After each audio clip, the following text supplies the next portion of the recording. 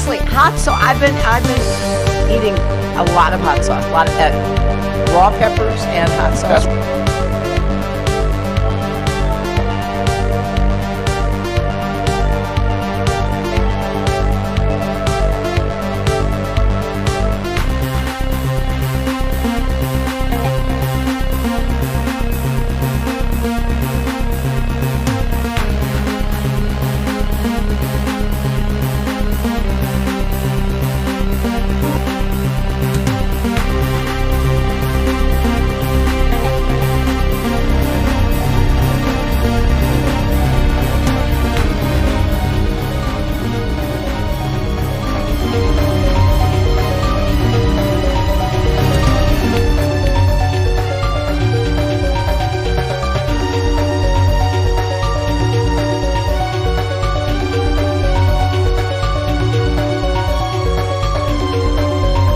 So notice something. I defended him on his bad joke because I have standards and I have principles.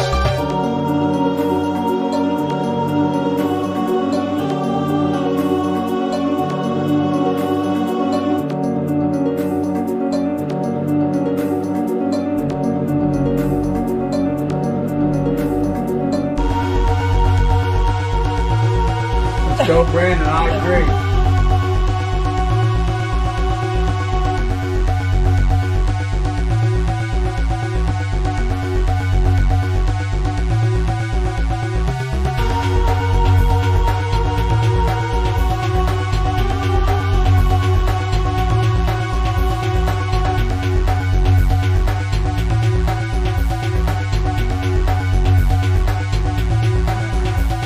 I'll kiss every guy, man and woman, man and woman. Look at that guy, how handsome he is. I'll kiss him.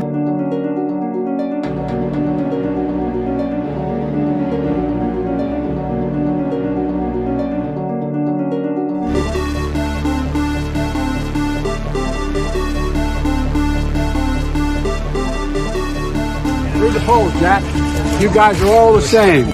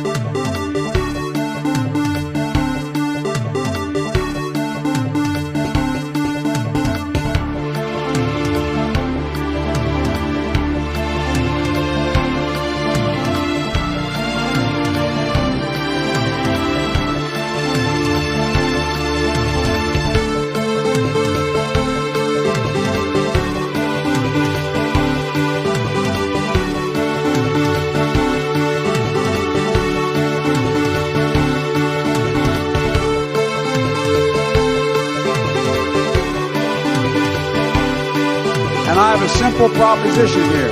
I'm here to ask you for your help. Where I come from, you don't get far unless you ask. My name's Joe Biden. I'm a Democratic candidate for the United States Senate. Look me over. If you'd like to see, help out. If not, vote the other way. Give me a look, though.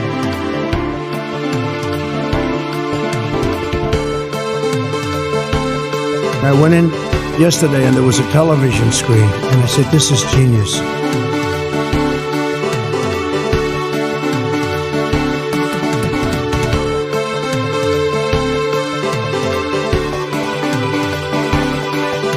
The world is actually a small piece of the universe, right?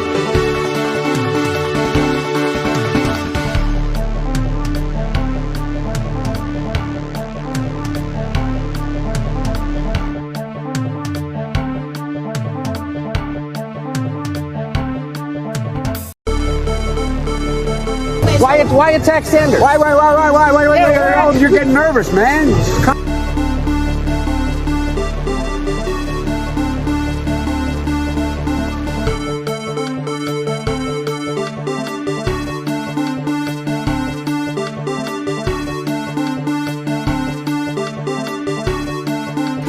then they have cans of soup. And they throw the cans of soup. That's better than a brick because you can't throw a brick, it's too heavy. But a can of soup, you can really put some power into that, right? And then when they get caught, they say, no, this is soup for my family. They're so innocent. This is soup for my family. It's incredible. And you have people coming over with bags of soup, big bags of soup, and they lay it on the ground, and the anarchists take it and they start throwing it at our cops, at our police. And if it hits you, that's worse than a brick because it's got force. It's the perfect size. It's like made perfect. And when they get caught, they say, no, this is just soup for my family. And then the media says, this is just soup. These people are very, very innocent. They're innocent people.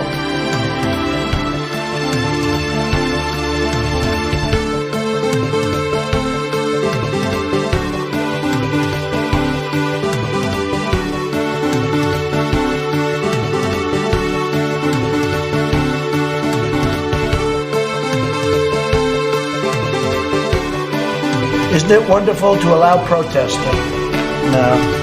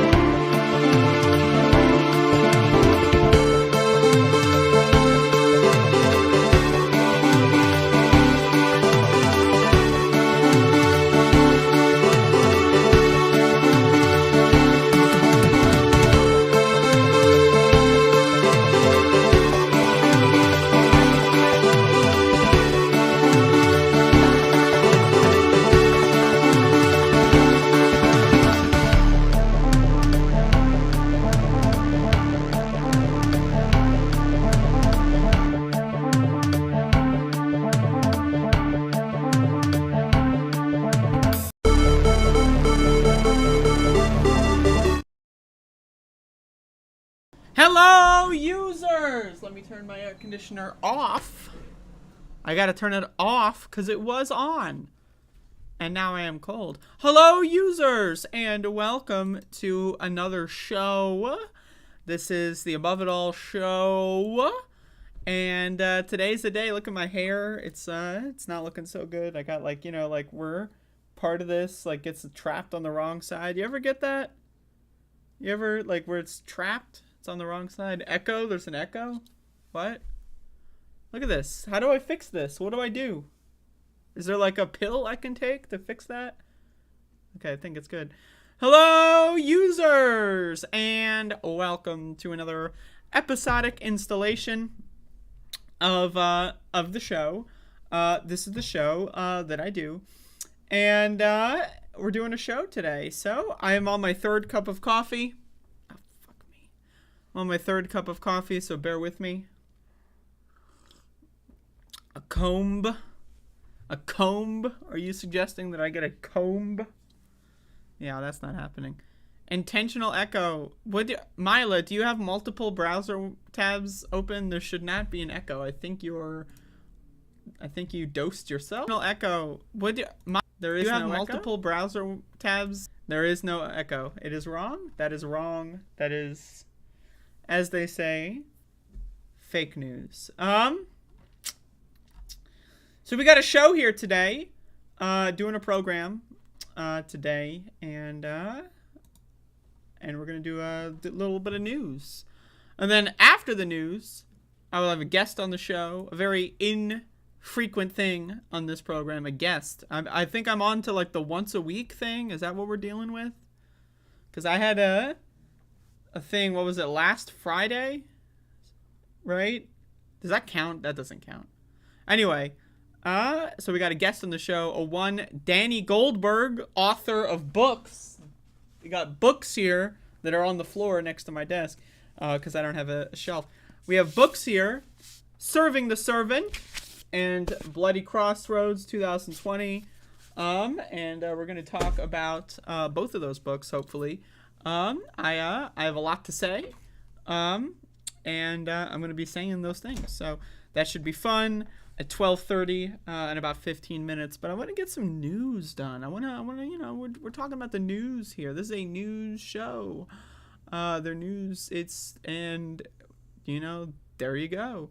I was thinking about one of these days doing like a parody of mainstream news, and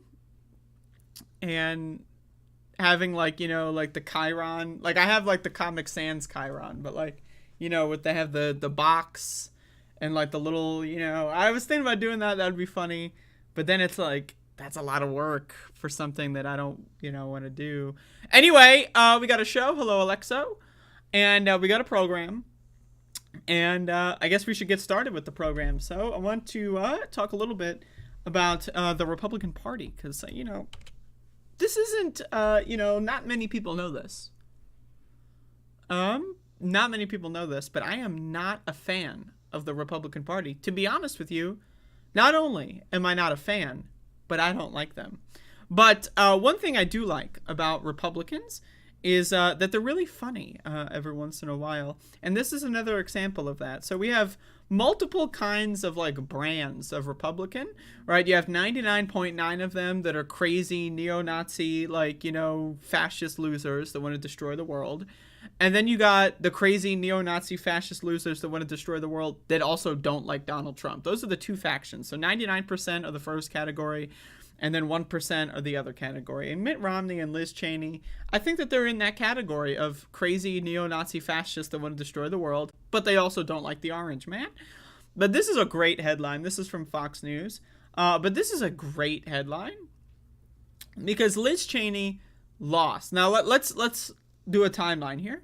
So Liz Cheney is like, whoa, January 6th, not good. And she's like, oh shit, surely people are going to abandon Donald Trump, right? Right? The party of neo-Nazis that are addicted to having an authoritarian strongman lead them into greatness. Surely they're going to ditch their strongman, right? Well, she was not right. She was wrong, actually. But she made the bet and she lost, and then eventually, that turned into her losing the primary in Wyoming, for the Republican Party. And but now she tried to get Democrats to vote for her to cross over. You like what I'm doing with January 6th, right? As if Liz Cheney is indispensable to the January 6th committee. As if Liz Cheney being there is a net positive. It's not. The Republican Party is a party of hate and a party of pure, distilled, unadulterated evil. And pretending like there's any such thing as a good Republican. Oh, no. This guy worships Adolf Hitler, but secretly deep down, he's a good guy. We play ping pong together at the bar. Sometimes we shoot pool. He's a great guy. Yeah, he loves Adolf Hitler, right? He's got 17 swastikas tattooed on his forehead. But you know what?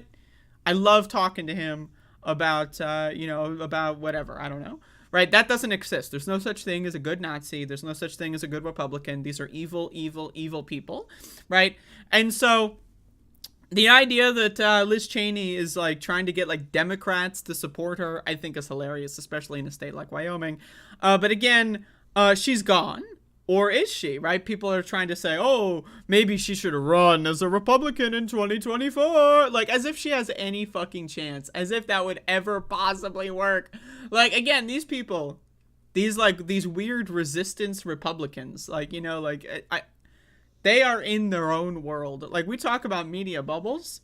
That's one hell of a media bubble. Anyway, with that long prelude, let's get into this headline. Mitt Romney says Liz Cheney would not win the GOP nomination if she were to run in 2024. She wouldn't. It's just not going to happen. It's just not going to happen. She wouldn't run. Or she wouldn't win. Let's be honest. Does anyone think she would win? Right? Like, if Liz Cheney were to run, she would only do so just to, get on the stage with Trump and, call him a big fat meanie. Right? That's basically what that campaign would turn into. But I love that, liberals and Democrats are all over themselves. Liz Cheney should run. Liz Cheney, the voice of reason. And it's like, man, oh, man. If Liz Cheney is the voice of reason, we need to rewind the tape, motherfucker. This shit is going all wrong. Anyway, let's read what we got here.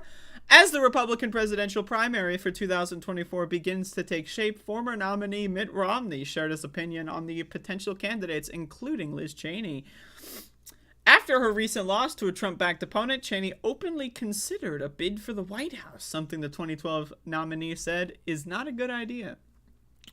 Romney, who represents Utah in the U.S. Senate. Let's talk about this, by the way. So Mitt Romney, former governor of Massachusetts, current senator of Utah. I mean, okay, whatever. Just all right. On Thursday, that Cheney would definitively not be the Republican nominee. Oh, you don't say. Oh, you don't say. Oh, great. Quote, I'm not going to encourage anyone to run for president. I've done that myself, and that's not something I'm going to do again. I don't know if she really wants to do that. She would not become the nominee if she were to run. I can't imagine that would occur, Romney said, alongside Mike Lee and John Curtis. The Desert News reported Romney had supported Cheney before her primary, before Tuesday, blah, blah, blah, blah, blah. Anyway, I just think it's really funny that, like Liz Cheney being, like, cheered on by liberals and Democrats and, like, these weird resistance Republicans, like, that, like, I find the whole thing hilarious. I mean, the lack of morals, the lack of values that Democrats have, right? Like, you can say, oh, her being on the January 6th committee is a net positive. You're wrong. It's a net negative because it's whitewashing the Republican brand. You're wrong. Please shut the fuck up with that. But you're allowed to think that you're wrong. But, like, these people that are like, Liz Cheney's actually a good person. What? Like, hello? Did you forget about Dick Cheney? Did you forget about Lynn Cheney? Right? Like, did you, like, I don't know, man. I could keep complaining about this stuff for a very long time. But to me, it's hilarious. The state of the Republican Party, folks, it's not good. If there is a post-Trump, it's not going to be back to the sane Republicanism. There's never been a sane fucking Republican. Like, when will these motherfuckers understand that there will never and never has been a sane Republican in this country, at least since Reconstruction, okay? Now, if you want to talk about Reconstruction, the Republicans back then, not as bad as Republicans now. Yeah, sure, they were a bunch of racist fucking crazy people, but at least they cared about the country, right? At least they tried to do something right. At least they tried to fix this fucking mess. They failed to fix this mess, but they gave it a shot.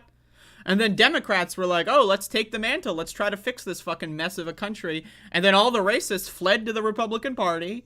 And now we're here, right? Republican Party is the KKK. There is no such thing. Oh, yeah. So my brother-in-law, he's in the Klan. I think he's lynched 17 black men. But, he's a great guy. If you just have a beer with him and really get to know him, he's a great guy. I'm sorry, there's no such thing. There's no fucking such thing, okay? So please shut the fuck up with that. Liz Cheney's not going to run, and if she does, it's going to be hilarious and embarrassing. There you go.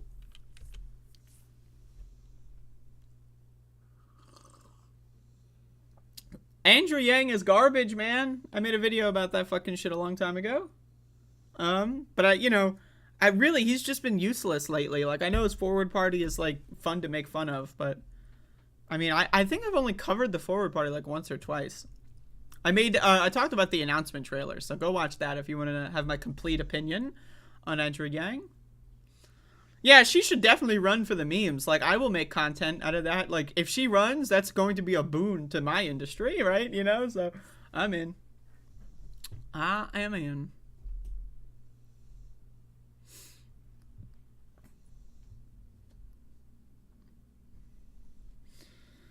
I saw that Jesse Ventura was on the KK and KK&F.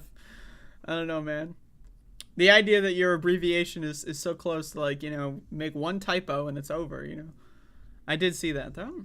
All right, let's talk about Ron DeSantis. So a lot of people are saying, oh, the orange man, he's going to jail. We're in a post-Trump world. Trump is gone. That's what people are projecting.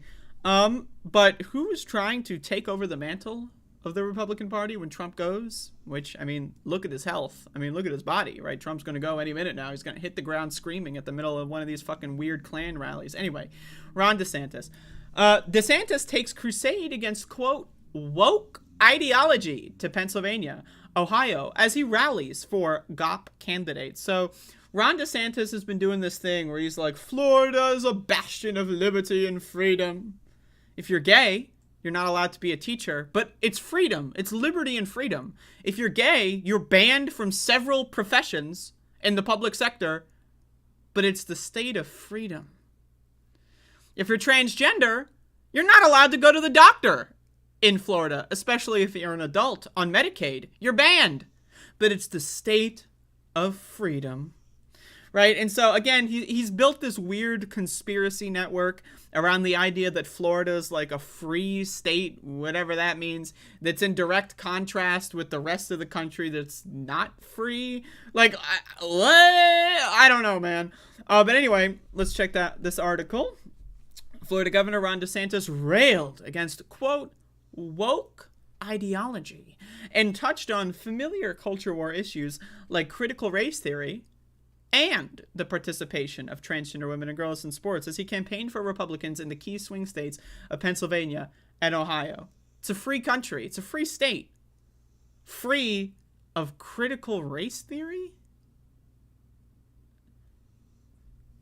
Again, DeSantis traveled first to Pittsburgh to campaign for Pennsylvania gubernatorial candidate Doug Mastriano, and later Youngstown, Ohio, to rally with Republican Senate hopeful J.D. Vance. Both events were organized by Turning Point Action. Once again, this is DeSantis trying to build a national profile.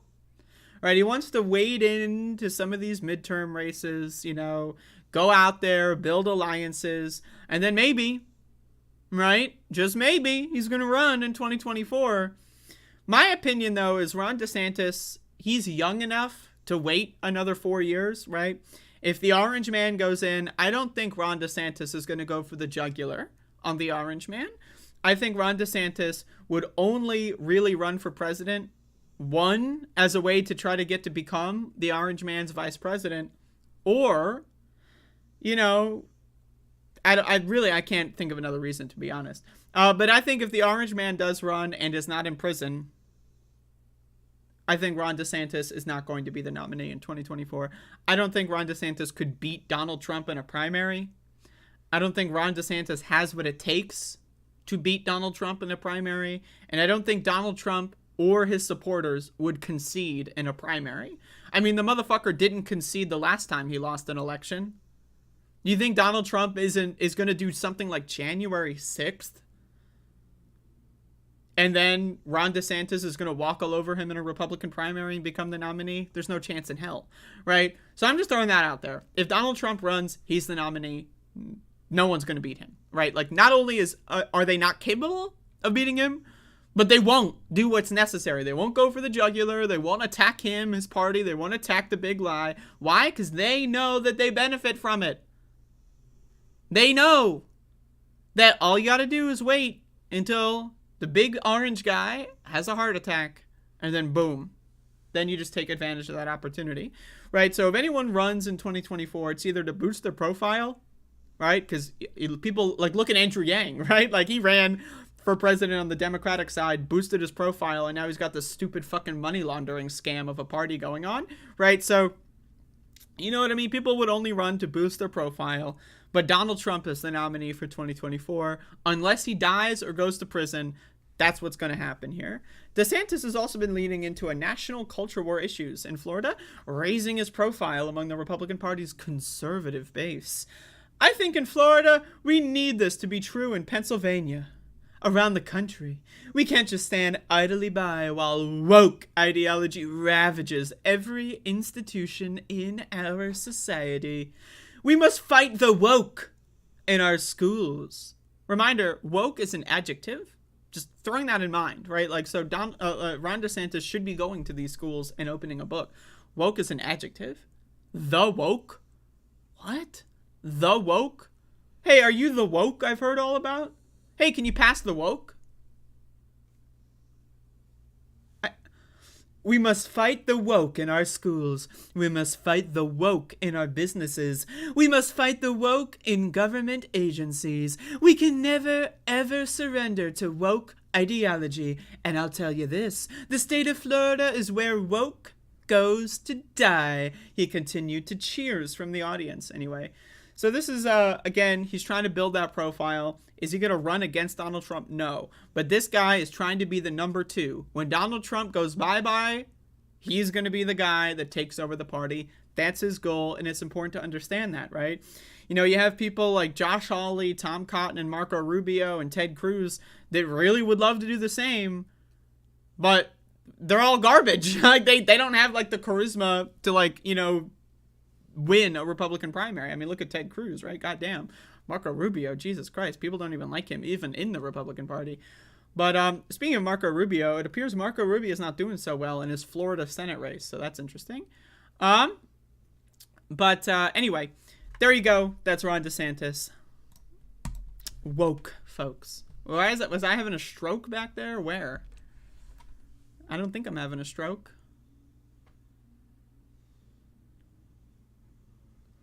Anyway, I'm going to set up the Zoom thing.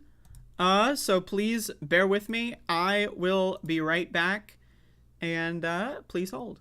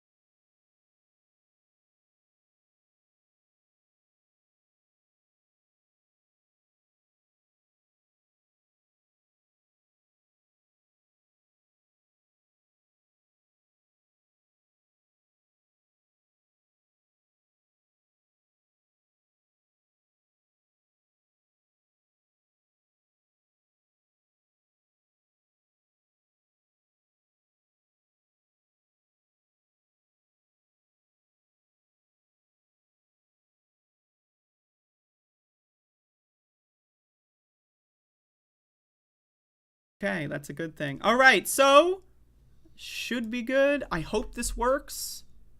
Are we live? I think we're live. So this is Danny Goldberg, author of some books that I'm holding on the floor. Next to me, this is Bloody Crossroads 2020, Arts, Entertainment, and Resistance to Trump, and Serving the Servant, Remembering Kurt Cobain. So I read both of these books back to back about a week and a half ago or so, and pretty good. And so, yeah, thank you for joining me.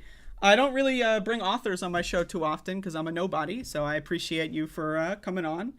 And how's your day going? Nice of you to have me. Thank you. Yeah. But yeah, how's your day going? And are you in a good mood? I'm in a pretty good mood.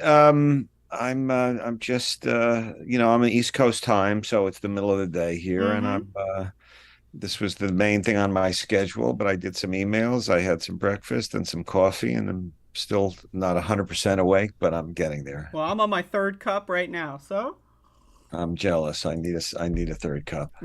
Okay. Well, if you need to go get one, that's fine. Don't worry about it. I don't want to take away from this. I'll get one afterwards, but anyway. All right. So in your book, Bloody Crossroads, that's a more kind of direct political book, right? Yeah. Yeah. And then we've also got Serving the Servant. But I want to start with the Bloody Crossroads because I think that's more prescient to our time period, and then we'll get into the fun Nirvana stuff at the end. Yeah. If that's all right with you. So, like, what would you like as far as politics are concerned? Let's say everyone who's watching this has no idea who you are. You're just some random person. What would you kind of like if you were to describe yourself politically? Like, what do you think you would say? Well, I'm the Bernie Sanders wing of the Democratic Party. I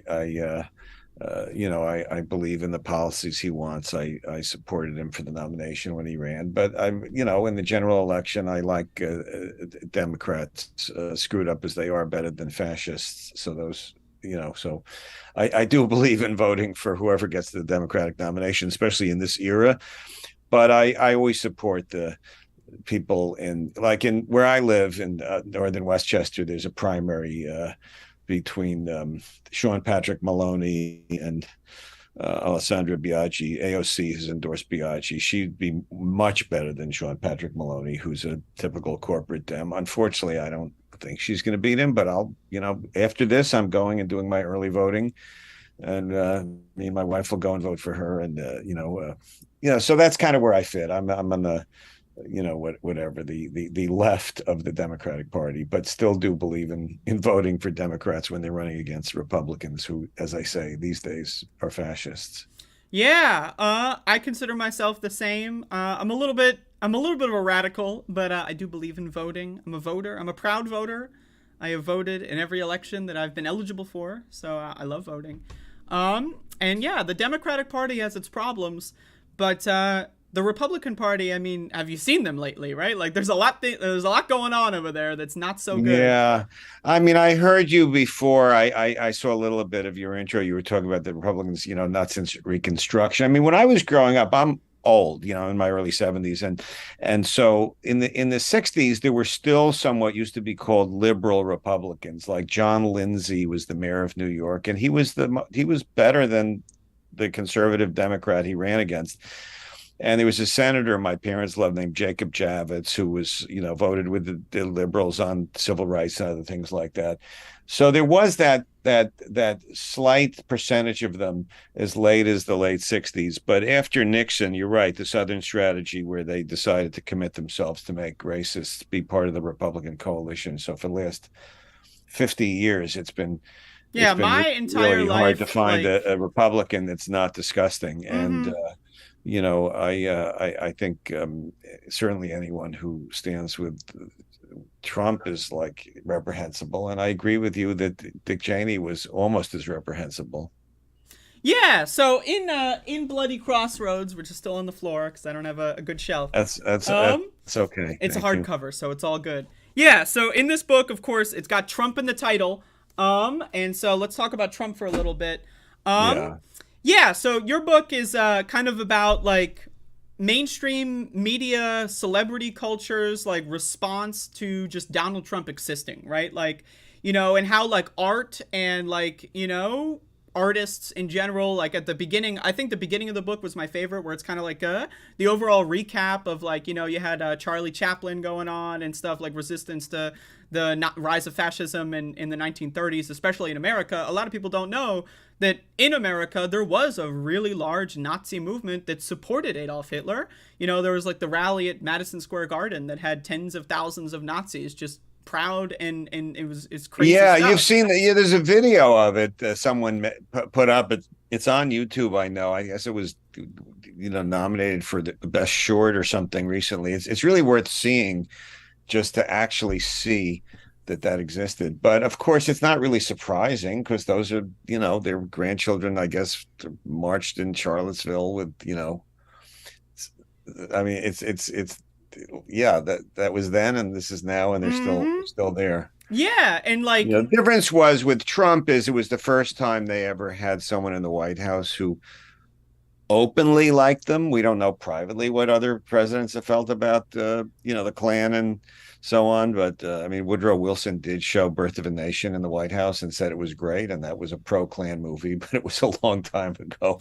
Yeah, And the you know, internet. so Trump was unique in his unapologetic embrace of racism and his sophistication and at mass communication. I mean, there's no Yeah. getting around it. The guy had a primetime television show for 14 years where he invented this fake version of himself as this brilliant businessman. He understood the news media better than anyone he was running against, and he's a gifted and evil demagogue who actually made things worse. And it's not like we didn't have enough problems to begin with before him, so I wanted to document the way the creative community responded to him because he came out of Hollywood. I mean, you know, that was a Hollywood production, The Apprentice, and I just think that they sometimes they're certainly just as flawed and mixed bag of people as any other group of like professionals or successful people or rich people, but they do have a talent for communicating. That's how they become, you know, successful performers or artists. And I just thought that their role in that kind of debate the country had, I thought was interesting. It's always interested me, the role that artists can play in politics. And I just felt like documenting it. And, you know, obviously the 2020 election took place mostly during lockdown. So it was like I was just sort of watching every political movie, TV show, you know, tweet, you know, cataloging thousands of late night jokes. And I just thought it would be fun to look at the election through that lens, and that's what that book is, you know. Yeah, and it's enjoyable. It's, you know, it's not too long. It doesn't outstay its welcome. You know, it's punchy. You know, you have like your own commentary and all that, and it's I enjoyed it. But yeah, like the Donald Trump kind of thing. It's like his ability to like build these like mass movements so quickly, I think, is mostly because of like the acceleration of technology, right? Like we have the internet now, like you're able to say something and then instantaneously everyone can know about it, right? Like with this FBI raid, right? He's got his conspiracies, he's got them ready, he spins them almost immediately. And now, like, you know, we live in like this weird area where it's like the internet has created like people living in these parallel worlds, right? Like they have their own news, they have their own like culture, they have their own like friend groups, and they're all like completely disconnected from everybody else. And it's like seeing things that happened in the 1930s, but like over the course of like a couple years, right? It just it's accelerated entirely. And it's just it's sad, and it's also a little scary. Well, the one good thing is that there are a few good things. One good thing is that as horrible as that philosophy is, and it's pretty now openly fascism. I mean, they openly embracing Orban in Hungary. They're, you know, openly questioning the validity of the, you know, democracy. That's always been there. I mean, there was 40% of the people who hated Roosevelt. There was a you know, there was actually a plan to try to have a coup against Roosevelt in the 30s that some business people supported that was thwarted, but that mentality always existed. But it is a minority. Now, we don't have majority rule in America, unfortunately. Our system, you know, was designed to limit the power of the majority, but still there is kind of, to me, a mystical power of having the majority of people on your side, and that usually works out. And it's even a more pronounced when you look at it, you know, in terms of age. You know, I mean, if only people under 30 had voted, I mean, Bernie would have easily been president, you know. I was telling all my friends That's an undisputed fact. That's not like whether you like him or hate him. And, you know, I have friends that didn't like Bernie. I don't think that's like a litmus test of whether you're a good person or not. But there's no question about the fact that the dramatic support for progressive ideas among people now, I would say it's people under 40. At that time, people under 30, you know, also bodes well because, you know, younger people are going to live when the rest of us aren't here anymore. And, you know, it's a dramatic contrast. So there's some good trends, but Yeah, the power of big money and the power of kind of brainwashing through people living in the kind of bubbles that you're talking about is really nerve-wracking and ugly. Yeah, and I want to talk about like Bernie's primary run a little bit here because you mentioned this briefly in your book. As well is that like during the primary, like Bernie Sanders was doing like rallies where he had like, Public Enemy show up and do a show, and like Jack White do a show, and like, you had like actors and people like, supporting him publicly and like doing like these events and concerts and stuff. And that really kind of like was that emboldened like combination of like artists like and political movements that I feel like is a good blueprint like going forward, right? Like, I don't know why we haven't seen, like, we saw a little bit of that with Biden in the general, but it was like a little less enthusiastic, because Biden's a little, he's a little less enthusiastic as a person, but like also COVID has kind of destroyed that as well. But yeah, like the Bernie kind of culture of like, like I went to a bunch of Bernie rallies when the primary was going on. I was doing a lot of work on the campaign, and they're basically just like fun concerts. You go there, like you listen to music for a couple hours, you smoke some weed, and then some nice old man comes on and tells us about how to make the world better, and it feels good, Listen, he played an extraordinary historical role. He's never going to be president, but he changed the conversation in America. He took issues like a higher minimum wage and health care for all that were considered marginal by the political mavens that and showed that a majority of young people support them, and at least 40% of Democrats do. I mean, I don't think that he had the level of good luck and genius to win. I mean, he didn't, but he permanently changed the conversation and gave voice to a set of values that are now have to be part of the Democratic coalition. I mean, I'm very disappointed by the watered down version of some of his ideas that have come out in legislation, but I'd rather have a watered down version than none, because that seems to be the history of this country. This has never been a particularly progressive country. I mean, it started with, women couldn't vote and there was slavery and, and genocide of Native Americans. I mean, we didn't start at some idyllic level. It's been this struggle to gradually get a little bit better. Not always. Sometimes it goes backwards. But I think he played a remarkable role. I thought in 2020, after he saw that he wasn't going to get the nomination, he was a huge part of Biden's victory. I mean, he all of those entertainers, people like Cardi B and John Cusack, and people with access to a mass audience, all took their cues from him and said, "Look, elections are choices. This is not about falling in love. This is about figuring out how to have the best outcome. Fascism is scary." And he there was that moment. I thought Biden did one thing really smart, which is that one moment in the debate where someone quoted something Hillary Clinton had said in some documentary about how everybody hates Bernie in Washington. And Biden looked at him and laughed and put his arm over his shoulder. He says, "Not everybody, And, I thought that was really smart of Biden. It didn't make Biden more progressive, but it did make people who like Bernie feel, okay, we're not outcasts, and unlike 2016. That's what elections are. It's hard, 50%. I mean, gee, in school, if you liked 1% of the people, it's hard to find anybody that I found it's not like, these are coalitions. So I think he played a remarkable role both in changing the conversation and putting a lot of issues into the mainstream debate that were previously marginal, and not all of which have been accomplished yet, but which are not going away, like higher minimum wage and some version of Medicare for all. It doesn't have to be exactly Medicare for all, but the idea that we're the only developed country that doesn't offer health insurance to everybody is unsustainable, and he really contributed to that realization.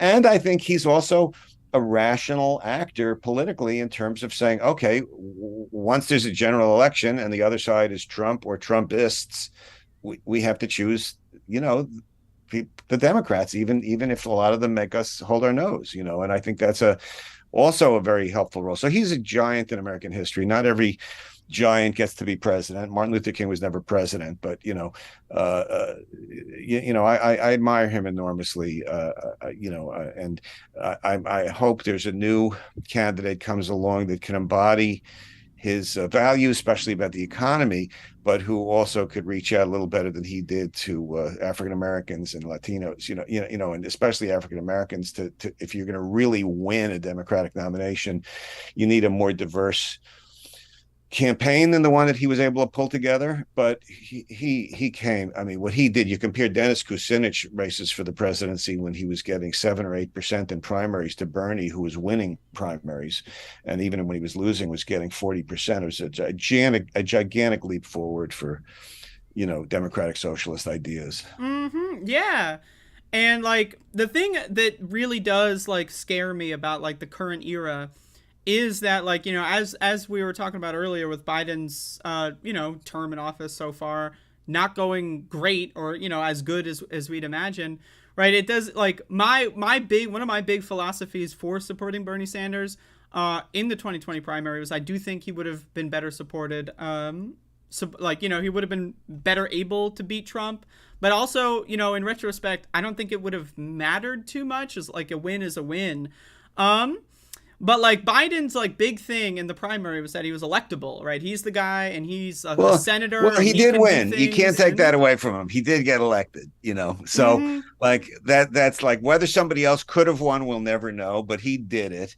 He was definitely helped. The left completely supported him. I mean, it really irritates me when people complain about the left as if they're disrupting the Democratic Party. The left have been the most loyal people to Biden. Bernie's been loyal to him. It's been these yucky centrist, Joe Manchin types that have been the obstacle to getting things done that 90% of the Democrats want done. But you got to give it to Biden. He did win, and thank God, because the alternative was Trump. Yeah, like as we saw, Trump wasn't going to again. Biden was not one of my first 5 choices for the nomination, but once he got it, no brainer. Yeah, but like over the last 2 years, like what would you say, like going into like the next, like going into this midterm, right, or the next presidential cycle, like? Bernie has said he'd consider running again if Biden doesn't or whatever. Like, do you think Biden's going to run again? Because I feel like we're in this moment where it's like nobody knows. Obviously, this is all just guesswork and speculation. I don't think Biden's going to run again. I don't know why he would, or the members of the family to want him to do it. He's a hero in history for having beaten Trump. He'll be well into his 80s, older than anybody that ever got elected president before. Why do that? So I think I understand why he doesn't want to say that, because there's a theory that once you're a so-called lame duck, you have the next day you have less clout, but but although he still has the executive power for the last minute that he's president, but my guess is that he won't run, but that he won't say that for another year. That's my guess. And my guess is that Bernie won't run either for a lot of the same reasons. I think if Bernie was 10 years younger, 15 years younger, totally different conversation. But look, I'm 72. I don't have the energy level I did 10 years ago. And Bernie is at least, 7 or 8 years older than me. And I know he's a remarkable athlete. I mean, these people that are national figures, they are like athletes, but still there's the law of physics starts to apply at some point. So see who emerges. You never know. So much of it has to do with this weird obsessive intensity that people who win have, regardless of their ideology. They get stuck in that kind of it's like world. Suddenly there's a light around them and you don't even understand how, but there are people that just have that and defy expectations, like Obama. Like, who would have thought a African American with Hussein's his middle name, very little background in the Senate for only a year or two, could become president? But he had that X factor. So we'll see who has that. I mean, I don't know if it's too early for AOC to do it. I would certainly support her if she ran for president. My guess is it's a little early in terms of the arc of how she sees her destiny and what she wants to do with her life. But some will emerge. Right now the midterms are a real thing. It would be really better if the Democrats could hold on instead of giving Republicans control of the Congress. Again, not that I'm that excited about the Democrats, Mm-hmm. but the choice is stark. So, Mm-hmm. whatever. That's I don't have any. There's hundreds of other people would say the same thing. These are not particularly Sure. original thoughts, but that's if you're asking who I am, that's who I am. Yeah, I have another question going back into like the history of like art and how it Yeah, influences yeah, politics. yeah. Good. And so my big question is like, when Richard Nixon was president, he really spearheaded the war on drugs, right? Marijuana is a Schedule One substance. Yeah, Psychedelics yeah, are a yeah, Schedule One yeah, substance. yeah, Like yeah. in your experience and like in your kind of world, like you'd have a better understanding of like how do you think the war on drugs affected art in like music and how like because during the 1960s there's a big counterculture movement, right? A lot of people are dropping acid and doing mushrooms and writing songs and movies about their experiences, and then all of a sudden they're like you can kind of notice in the 70s and 80s there's a big drop off of like openly embracing that kind of stuff. It's more underground.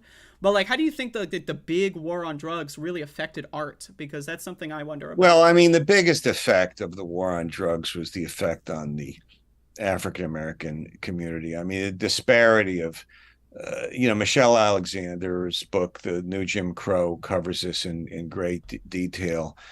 But and anybody who hasn't read it, I strongly recommend it. But it's just, the ACLU did statistical analysis of, I think if you were black, you had a 4 times as likely to be arrested or spend jail for drugs than if you're white for the same drugs. The disparity in sentencing between crack, which was the big cocaine derived product in the ghetto, and powdered cocaine, which the people in Hollywood liked, same pharmacological thing, same bad effect on the body and the mind, and huge disparity in sentencing. The reason we have a higher percentage of the population in jail than any other country, even China or any other country, is because of the war on drugs, and it's mostly people of color. So that was the biggest effect of it on art, Mm-hmm. is on the African American community, and how the pain of that was transmuted into the whole genre of hip hop. I mean, so much of hip hop over the last 30 years, came out of that culture that was the sort of enemy, so to speak, in the war on drugs. In terms of psychedelic imagery, I think these things go in cycles, not only because of legalisms, but because of just what's culture and everything like that. I think there've always been artists that played around with it, and that were interested in a more complicated version of reality than just sort of linear physical description of life. I think this is a really interesting time in terms of it's becoming more and more legal or quasi-legal in a lot of places, and the history of that is I kind of actually, in my earlier book about the year 1967, I kind of wrote about a lot.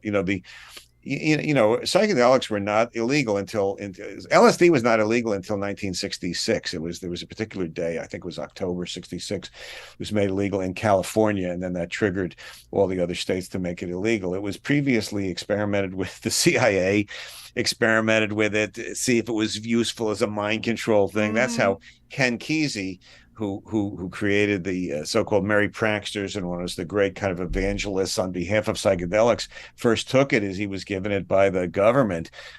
Henry Luce and his wife Claire Booth Luce were right-wing Republicans, cold warriors. Henry Luce owned Time magazine and Life, and she had been a Republican congressperson, but they both took LSD and spoke very favorably about it. And then it was perceived as sort of a threat to the established order in the 60s, because it was somehow intertwined with the idea of protesting the war in Vietnam and questioning a lot of sort of just the capitalist, machine that, and everything like that. And enough of it, and established religions, as an alternative spiritual path for many people, and it became kind of a demonized by Nixon, no question about it. That was when it happened. But you could always get it, and the jails were never filled with people who took psychedelics. The jails were filled with poor people of color. There were a few white people who got caught in the net, and people that were just, idiot, self-destructive drug dealers that got caught in the net that were white. But in general, it was a class war and a race war, and the wealthy college professors and their students who took psychedelics, even when it was illegal, you didn't see a lot of them in jail. Mm-hmm. Yeah, but the way the mainstream consciousness kind of looks at these time periods, right? Where it's 1970 happens, you have the Controlled Substances Act, the government goes in high gear, and there's massive societal shifts, right? Like you said, huge, the Civil Rights Act passed. You have to find a new way to discriminate against black people in this country, right? And they chose the war on drugs. But it has these ripple effects too of there's all these studies that were happening of LSD curing alcoholism, and those studies going down, alcoholism rises, and I just wonder how it affects art in general, and if it really does making it more illegal kind of does affect art in a way where it's people are more into it, and I'm just I just think it's super interesting to think about. First of all, I romanticize artists. That's just sort of a lifelong.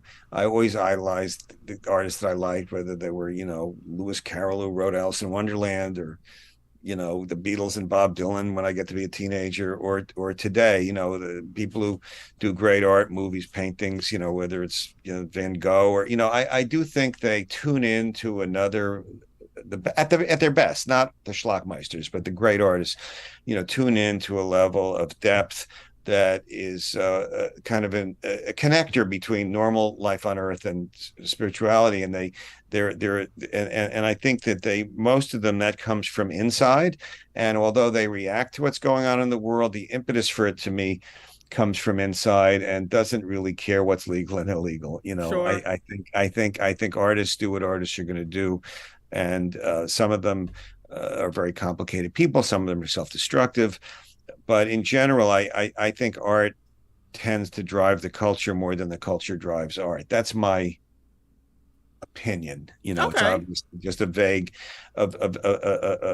thing. I mean, there's no question that when there's a war, people are going to react to the war. When there's massive poverty and homelessness, people are going to react to that. When there's racism, people are going to react to that. Artists do live in the world, and they not all of them do art that's connected to what's going on in the world, but a lot of them do. So but the interest that artists have had in drugs, and look, a lot of drugs are very bad for you. I've known people who died from self-destructive behavior because of drugs. I mean, I think there's a huge difference between drugs that are addictive and that aren't, and hard. I mean, I do think there's a lot of differences, but artists, and then there are artists that don't need to take any drugs to just be as far out as somebody tripping on acid, that they just have that inside them. I mean, I don't know that Walt Whitman, was taking psychedelics, but he could have been, based on what he did as a poet. Yeah. Okay. I don't know. You said you had a time limit. Are we running over that at all? Well, I'm okay. I mean, I'm happy to keep going. Yeah, I want. I'm good for another 20 minutes or so, if you want. Okay, sure. Because I've got another question about Bloody Crossroads. In that book, you mentioned video games a little bit. But that you're not really in that world at all. I'm just curious, because I'm young, I'm 26, right? So for me, I was raised on video games. I love video games, right? And it's a whole different art form, right? Music, Absolutely. movies, video games. But how do you feel just from your perspective, what video games? Well, it's a language that I barely speak. I mean, I'm not proud of it, but you make choices as you get older, which parts of modernity you're going to internalize and which you don't. And it's just everybody. Some people I know only listen to old music. I listen to mostly old music, but some new music, and same with movies or anything like that. And gaming just, I mean, when I was a kid, I liked games, but they weren't anything like what you have the last 25 years.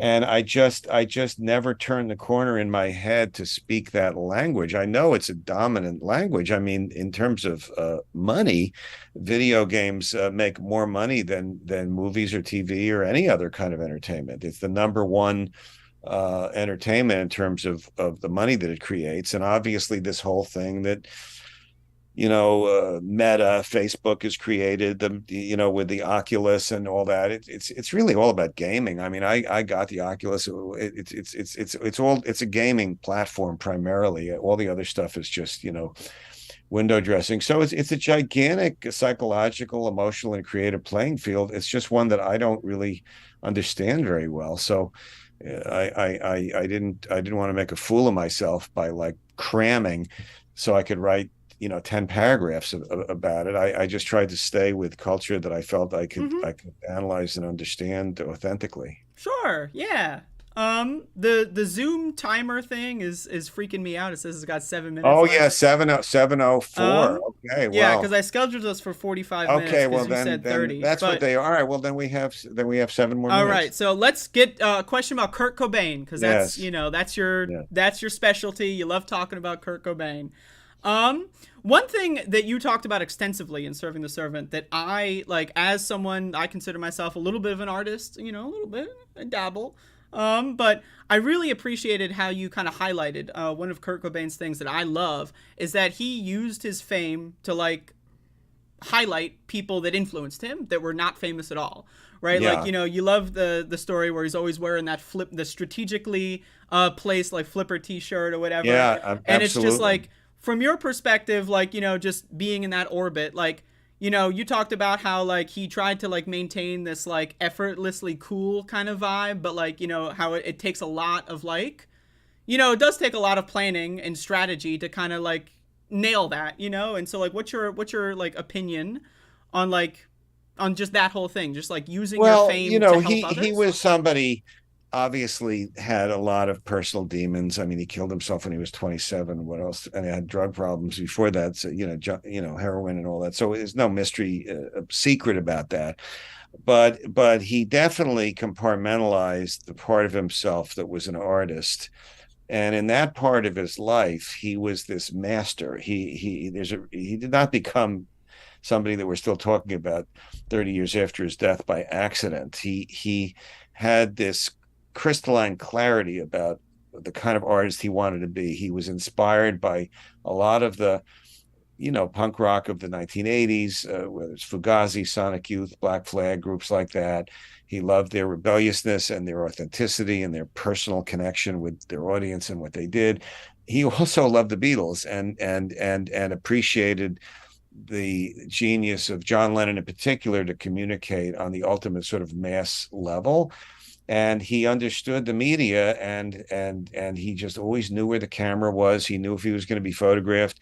And there was a decision. It wasn't only him. I mean, Chris and Dave did the same thing with the T-shirts. Once they were famous, they always wore T-shirts based on developing, kind of punk artists or that they loved and that weren't famous to bring some of their fame to them. They would always have those kind of artists as opening acts. They would talk about them in interviews, and that was definitely part of what he felt his mission was.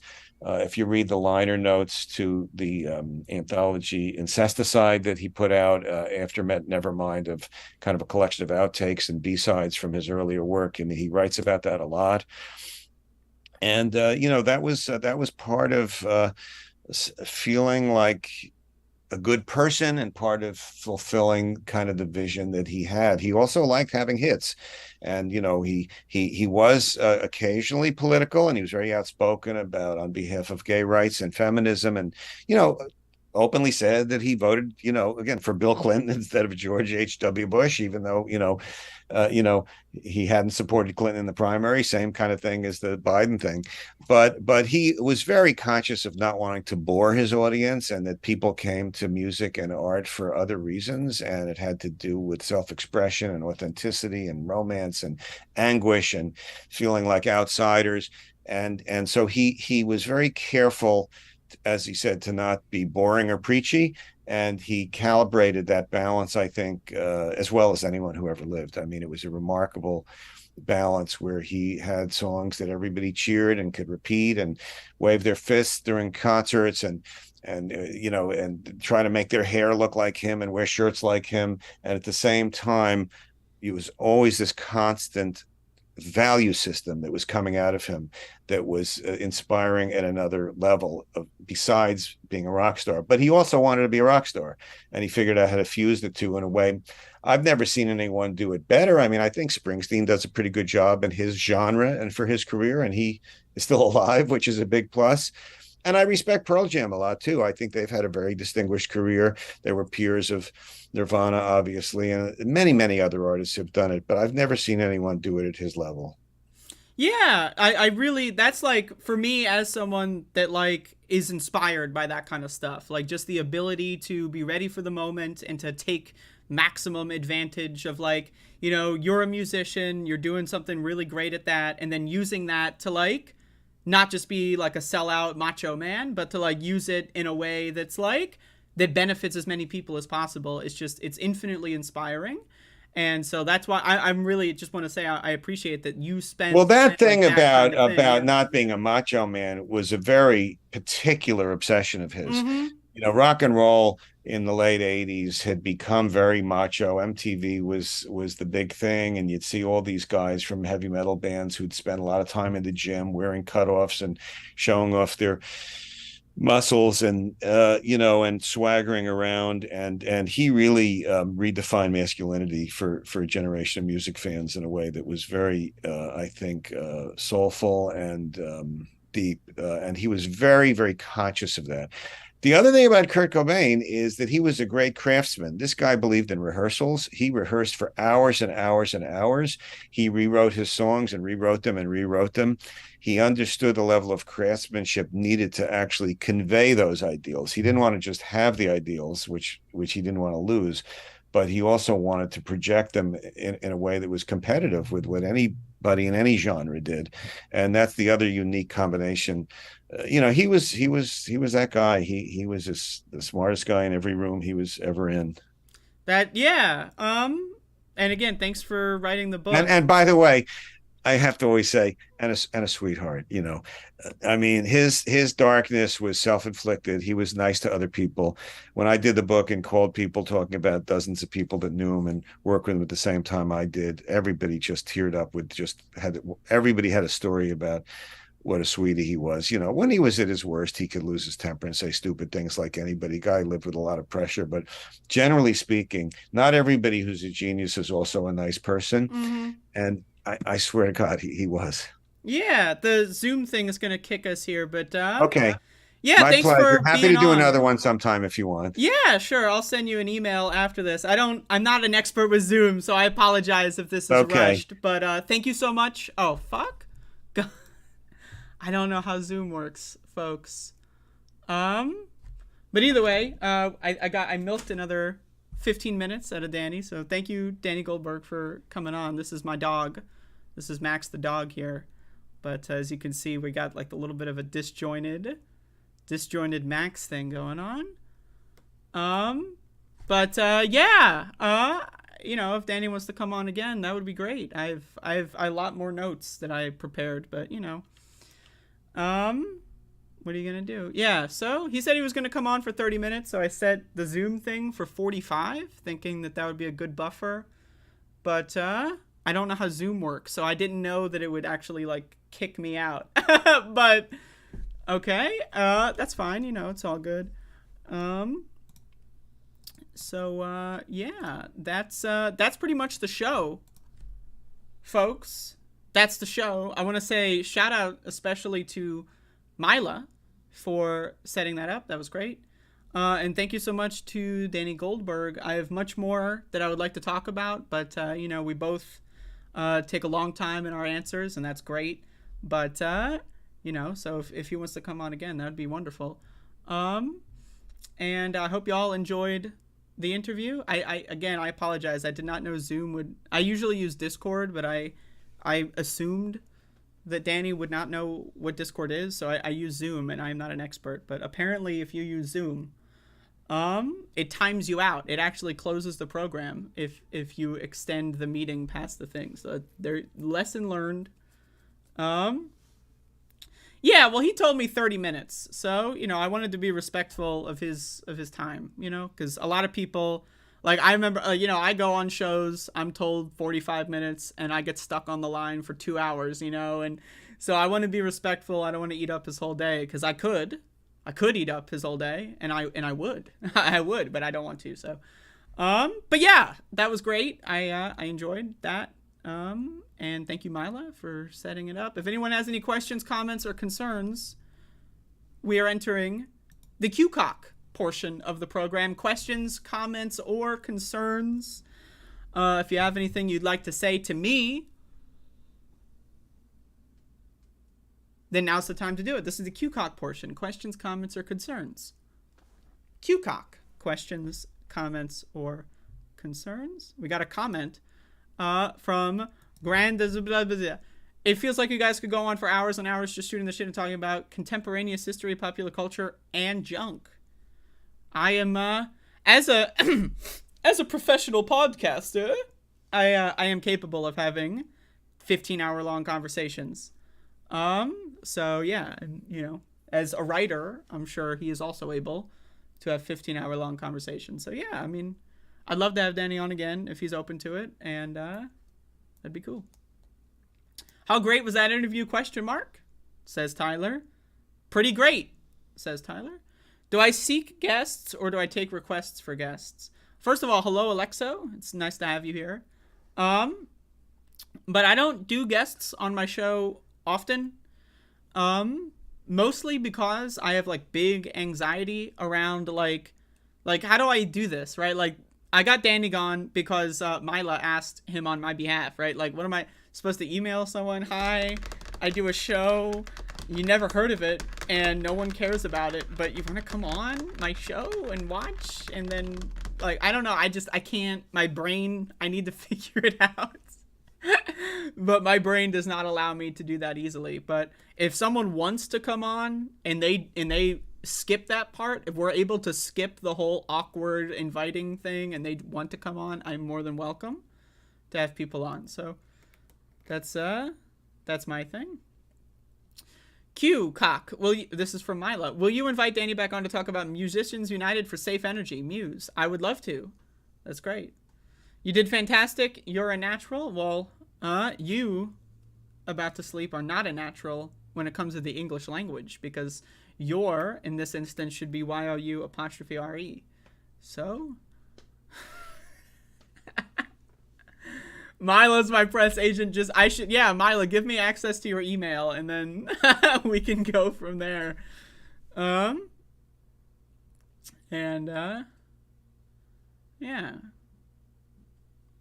But yeah, I'd love to have Danny back on the show. That was fun. And next time I'll try to figure out the Zoom so it doesn't auto kick me. But he said he had to go soon anyway, so you know, it's not like we missed too much. It's just an awkward ending. But yeah, Serving the Servant and Bloody Crossroads. He's also got some other books, if you want to check them out. But these I think are the two newest ones. This is 2021, of course, because it was written about 2020, and this is 2019, I think. I love Nirvana. I think Nirvana is one of my favorite bands. So reading Serving the Servant was very fun. And so, yeah, I will not allow any Nirvana shit talk in the chat. So just, yeah, you know, there you go. It's just that simple. But yeah, that's my show for today. I don't really have anything else planned. So if anyone has any more questions, feel free to hit me up. If not, I'll be getting out of here. I'm on my third cup of coffee. And I'm highly caffeinated. So I'm going to turn my air conditioner on, because when I'm highly caffeinated, I get hot. So, yes, let the air conditioner start. Let it flow in my direction. Wonderful, wonderful. Great music, but depression-inducing. Well, I'm a depressed motherfucker, so great.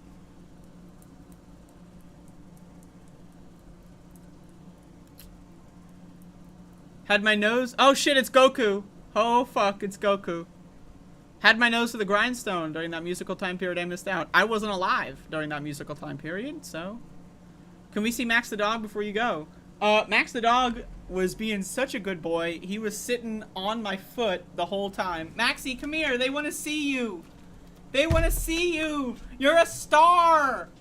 You're a star. Oh, you're so old. You're so old. Oh, my God. Watching him get up after a nap is always embarrassing. Come on, Max. They want to see you. Come on up. Come on up. Come on up. It's Max the dog. He has not got the energy to come up. You have the energy? You need coffee? You want some coffee? Uppy! Uppy! Okay, he's a little tired today. That's Max the dog. He's a great dog. I don't know what else to say. I don't know how old he is. I was told he's like, quote, when I got Max, right, he was a rescue situation.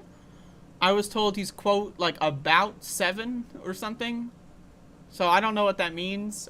You know, he could be 10 for all I fucking know. He's an old man. But he's a good dog, so. Goddamn fucking Goku is the Saiyan from Earth. That's crazy shit. You're a Saiyan? From Earth?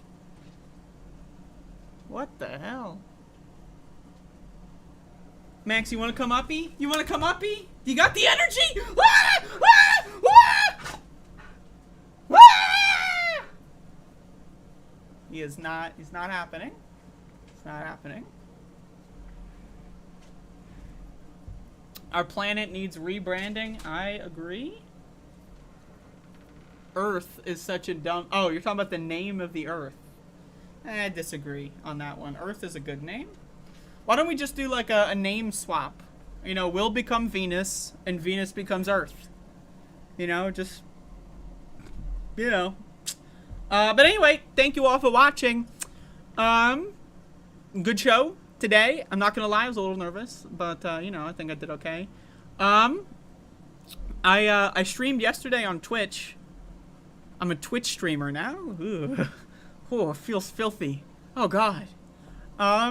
So yesterday I was on Twitch, and I was doing a stream, and I had a subscriber goal on the website. I don't really know how Twitch works, so I'm still learning. And yesterday there was a subscriber goal that got met in one day. So, I decided to do another subscriber goal. And so if anyone wants to subscribe to me on Twitch to get that goal, that would be great. So go ahead and subscribe on that website. I'm still learning. I don't really know how it works. But Real On, who is probably hungover right now, apparently came into my stream yesterday drunk and then did like a sub giveaway, which I didn't know that was a thing. And so hit the sub goal. But just a reminder, Dragon Ball GT is superior when it's compared to Dragon Ball Super. Now, I say that, having never seen Dragon Ball Super, but I would like to read the manga because it doesn't have the voice acting changes. You know, because the idea of Frieza not sounding like he did in the 1990s to me, is too much. But there you go. Dragon Ball GT is superior. How do you feel about that, Goku? Alright. So I might stream again. TikTok suggesting grammar for dum-dums. Maybe. That's a good idea, actually.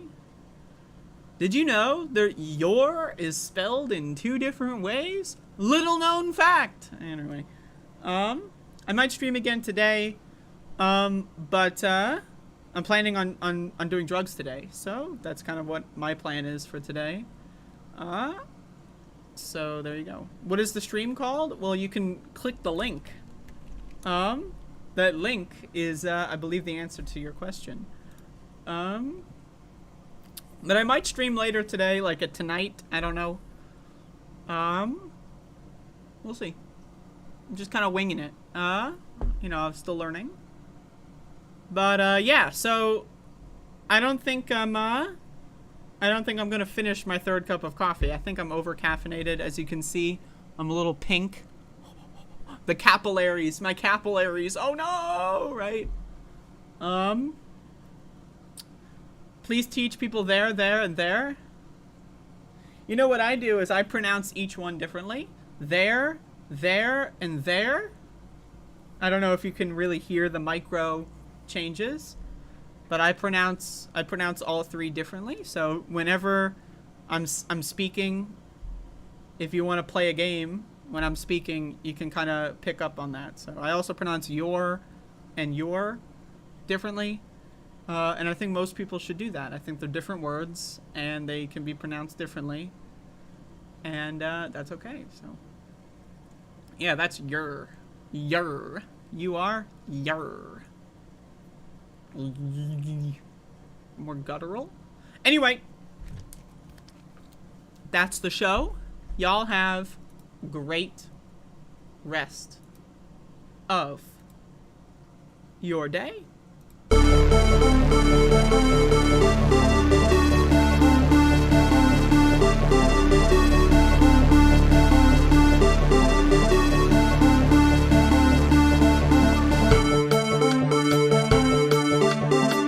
Only the really, I hate to say this, but those with the lowest IQ.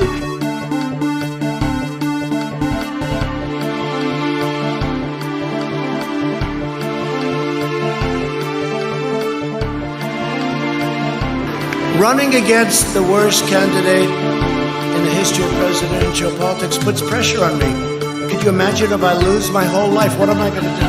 I'm going to say, I lost to the worst candidate in the history of politics. I'm not going to feel so good. Maybe I'll have to leave the country. I don't know.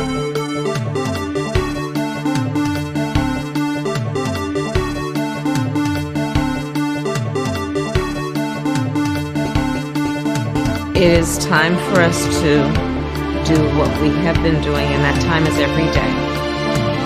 Every day it is time for us to agree.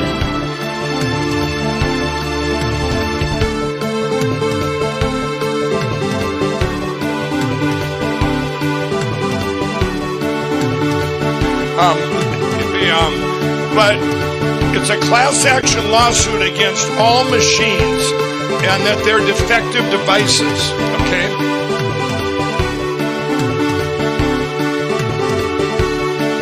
Yeah. I eat extra sharp, that's what I eat.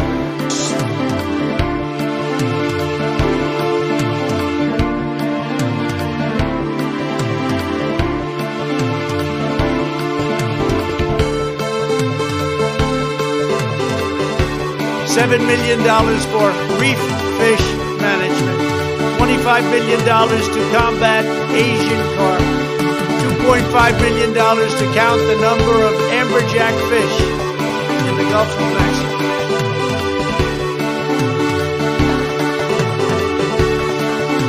Everybody comes in, your grandmother. Get your words straight, Jack. The world is actually a small piece of the universe, right?